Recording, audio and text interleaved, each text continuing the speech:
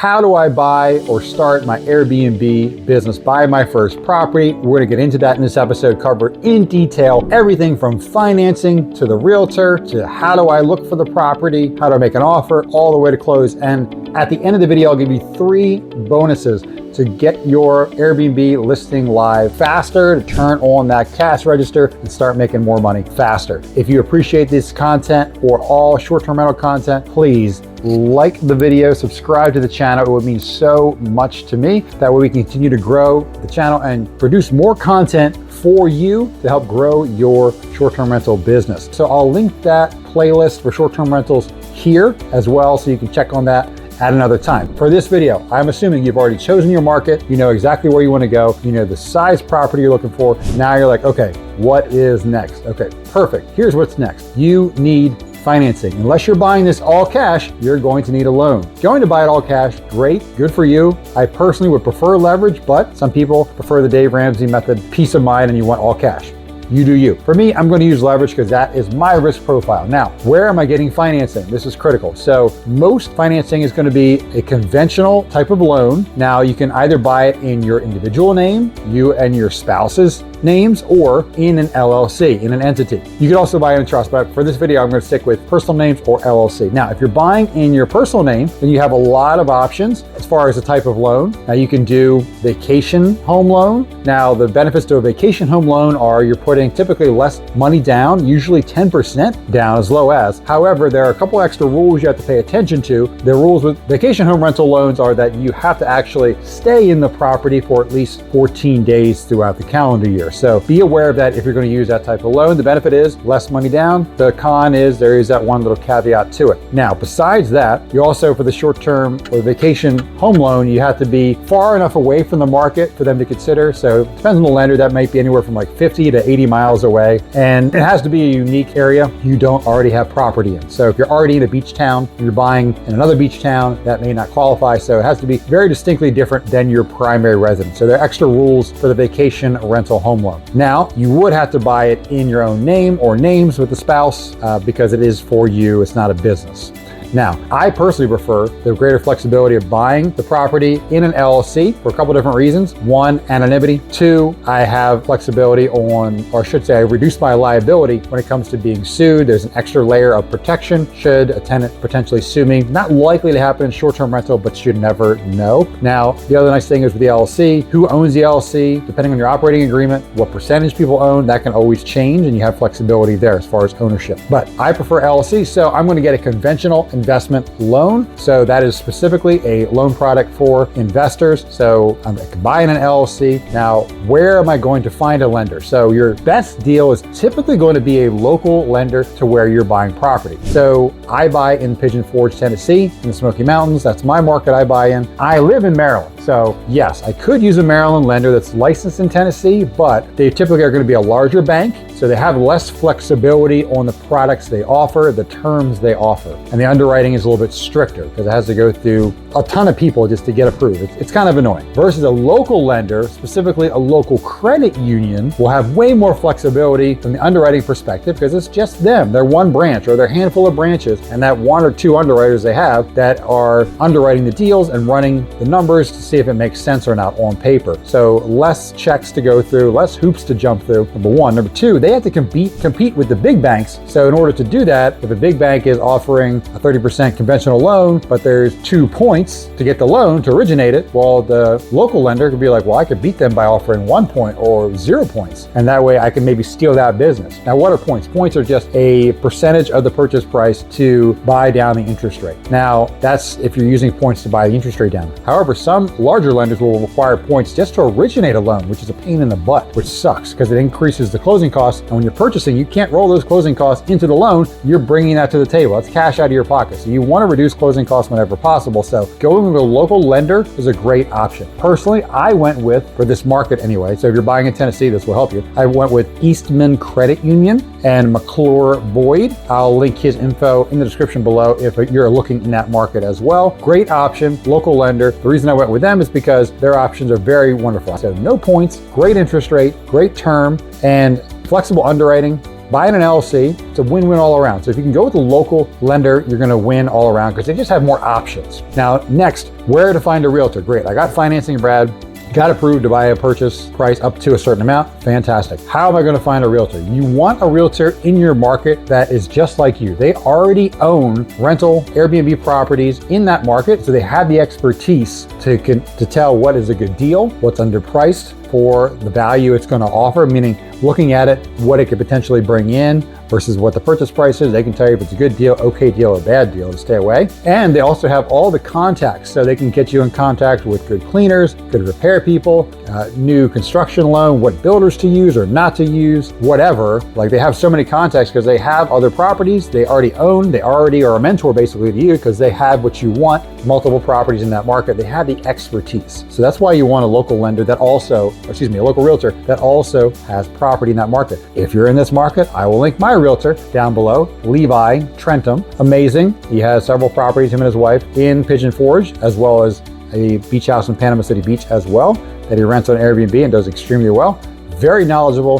Love Levi. Will continue to work with him. Next, how to look for properties. So if you're going to be looking for properties in whatever market you're looking at, my suggestion is you want to be looking on Zillow. Personally, is what I prefer. Some people prefer Realtor.com, but I prefer Zillow. And you want to be looking very often. So when you're actively looking, you've got financing, you basically want to be looking essentially every day, every other day. So you can see what new inventory is coming on the market, number one. Number two, you want to know what the trends are. So you can also look up the data on, in this case, Pigeon Forge is in Sevier County, Tennessee. So I can look up Google's Sevier County, Tennessee housing numbers, and I can look at things like what are current trends for month over month inventory, meaning how many months of inventory are on hand. So like if last month there was a month of inventory, but this month there's a month and a half of inventory, that tells me a lot more inventory has come on board, and there's gonna be more flexibility and more benefit and leverage to me, the buyer. It's more of a buyer's market versus if inventory is shrinking and inventory on hand is now, instead of a month of inventory on hand, maybe 3 weeks or 2 weeks. That means things are flying off the shelf. There's not much left. It's going to be the opposite. It's going to be a seller's market. I'm going to have to pay and outbid, which I don't want to be in that situation. So I want to be in a buyer's market so I can check that data, check months of inventory on hand, number one. Number two, I can also see how much,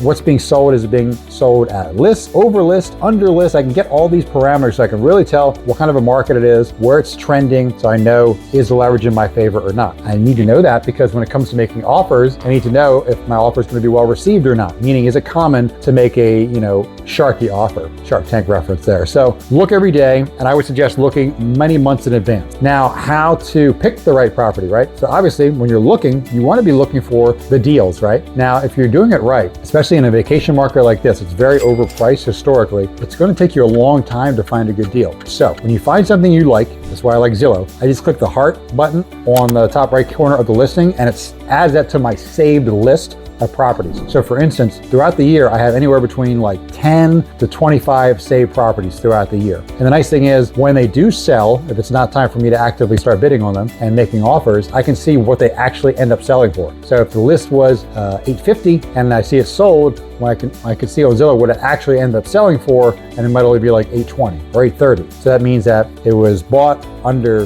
list price, or it was bought at list and there were issues with the contract and it was negotiated down. But the point is, I can see the trend of what things are actually selling for real in the market. That way, as I'm looking, great, I'm adding these properties I like to my save list because they're good deals. And you have to be able to spot good deals. If you don't, you're buying your first one. That's why you're relying heavily on your realtor. So when you see a property you think is a good deal, send that listing, text it to your realtor and say, hey, what do you think? I think it would gross this much. And what do you think? Because they'll come right back to you like, yeah, well, it could, but the problem is it's missing this amenity. This location is not great. This community is not wonderful, because they'll have all that local knowledge. So that's what they're really there for, especially in that first deal. You need to bounce those listings off of the realtor and ask them, because if you're doing underwriting of your own deals, meaning you're plugging in into your pro forma, which I will link a pro forma to one of the cabins below in the listing that you can steal and use for your property, no matter what market it is, and what you think the estimates of sales will be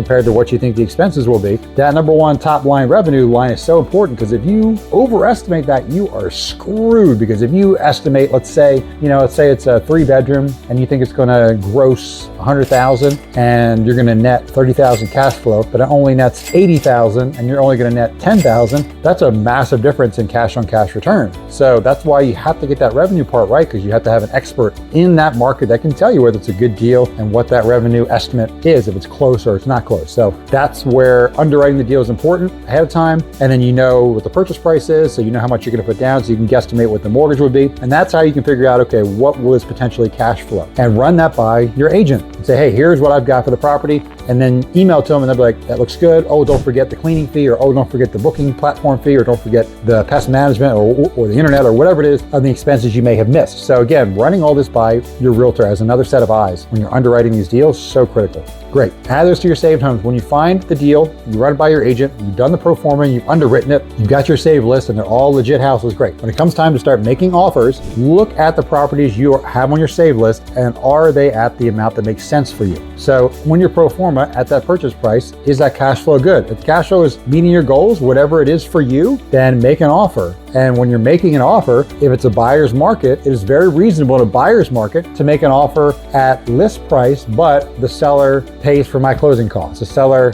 gives us 3% help or 2% help to the buyer for paying closing costs. If it's overpriced, then you probably don't want to do list and cover closing costs. You want to offer a little bit less, because obviously if it's overpriced, you're going to make your money when you buy. So you want to get a good deal. So you got to understand what's reasonable for you. So the sellers will be flexible if they've had the property for a long time, or tend to be more flexible if they have a higher days on market. So another reason I like Zillow, I can see if I'm going to make an offer on this house I like, the price is, overpriced by about 30 grand or 40 grand, but it's been on market for 150 days. So for 5 months, it's just been sitting there. And I can see also with Zillow, which is why I love it, how often the price has been reduced. So if the price has been reduced in very small chunks and over very long periods of time, maybe every 6 weeks they drop it 4%, they're not really motivated. They may not be able to come down that much. They're probably going to stick at a higher point. But if they have a lot of cuts in that amount of time, and they're deep cuts, 5, 10% or more on the price, that tells you they're motivated to move that property. Another key indication of motivation is, was this property owned for a long time by a seller, or were they a flipper? Did they basically buy it from someone and then, 4 months, 5 months later, after doing a renovation, they are now listing it? They're more motivated to move the property so they can move on to their next flip and to get it off their books, because they have holding costs. So keep all that in mind when you're making offers. Make offers to everyone at the price you want that makes sense for you, per your pro forma, per your cash on cash or your cash flow goals for the property that you want to achieve, and make a lot of those offers at the price you want with the realtor, and you will find someone who's flexible. And then once you have someone who's flexible, you can kind of come together and get an offer accepted. Awesome. What's next? Next, you typically are going to have 30 days from being offer accepted until it's time to close on the property and now it becomes yours. In the meantime, they typically will give you 14 days for an inspection period from the time the offer is accepted. So it gives you 2 weeks to get your inspection. Now, what inspector do you use? Use your local realtor, and Levi in this case will suggest Adam, who I love working with. He's a great inspector, incredibly detailed. Do you want to be there for the home inspection if this is many states away? If you can, definitely get there so you can physically walk the property and also see any defects that come up during inspection, see if they're really minor things or if they're major things. It's easier to know that in person versus reading a report, secondhand after the inspection's over, and then calling the inspector and having them walk you through it. A good inspector will actually record a video or multiple videos, which Adam does, but if you can be at the property, even better. That way you can ask these questions as you're going through and also get another set of eyes on the property. You can see what you're looking at. And then when the inspection comes back, if there's anything you need fixed, feel free to negotiate with the seller through your realtor what you want fixed, what's important to you to get fixed, the major things, the showstoppers, and negotiate that with the seller. Your realtor will help you with that. Sometimes they'll give you a repair credit instead of doing the repairs, or some repairs, which is fine. Again, less cash out of pocket. You can do the repairs, at your time when it's under your control. It's your property. And then after that, then you're going to closing. Fantastic. You now own your first Airbnb property. Now what do? Okay, here are the 3 bonuses to get your Airbnb listing live faster so that you can turn on that cash register and start renting it out sooner. Now when you're under contract but before you've inspected, you want to figure out, what do I need to buy for this property for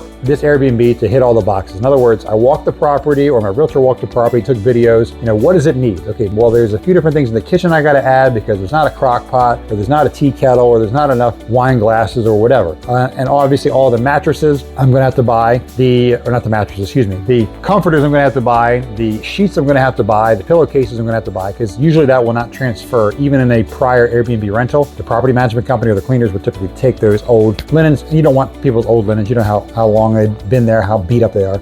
So besides that, all these things you're going to have to buy for the property anyway, even if they're minor. Besides the sheets and the comforters and the stuff for the kitchen or board games or whatever it is you're buying for the property, you want to order this stuff ahead of time from Amazon and have it shipped directly to your local boots on the ground cleaner for the property, and communicate that with the cleaner ahead of time. So they will get all the stuff shipped to them, and that way when it's time to set up the property and you're going to go drive to the property, it's already there. But order that ahead of time, because depending on what it is, it may be some delays from Amazon, so you want to make sure it's all there. Next, you want to set up your Airbnb and VRBO listing or Booking.com listing ahead of time. So now when you set up an Airbnb or VRBO listing, you're putting in the address of the property. If the property is already listed currently on Airbnb or VRBO, it's going to be a problem, because Airbnb or VRBO will probably notice that it's the same address as an existing property, number one. Number two, if you're using photos that the prior or current Airbnb host uses, again, it's going to come up as a duplicate listing and they'll flag your account, which you do not want, which will cause the delay in listing. So